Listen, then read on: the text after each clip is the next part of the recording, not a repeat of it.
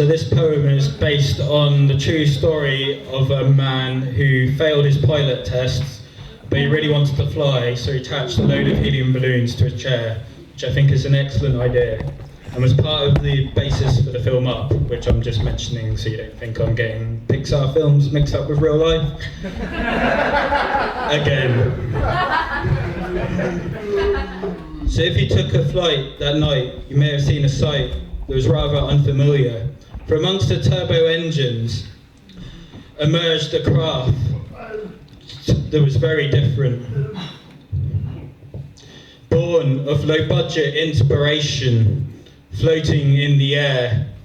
Its pilot, Larry Walters, 10,000 feet and rising, relaxing and reclining, drinking beer in his trusty garden chair.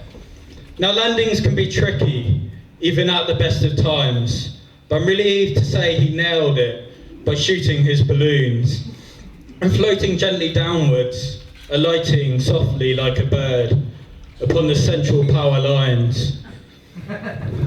With the houses plunged in darkness and the soaps and TV rituals suspended for a time, I think not many locals, I'm afraid, were inclined to support Larry's contribution to the field of aviation.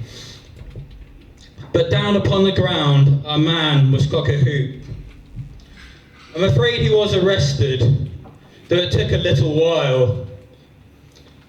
What law had he actually broken? They had to make one up. In the end, they settled for a fine for flying in a vehicle that was only licensed for the resting of behinds.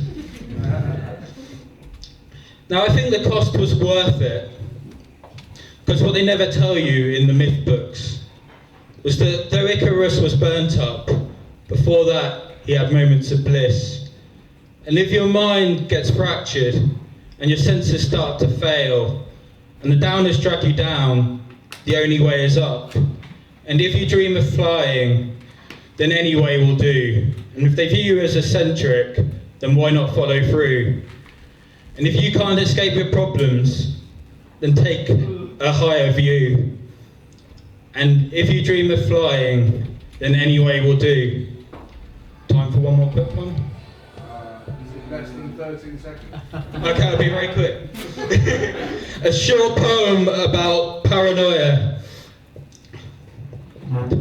A knock at the door, you dive to the floor. You know in your heart, it's not a friend or relative. You know the truth. It's an assassin from the library.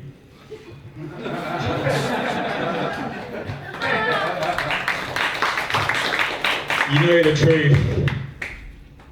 And though you really fear it, he's at the door with hardback Tolstoy, about to bash your brains in. You know you do deserve it. Your books were 2 weeks overdue.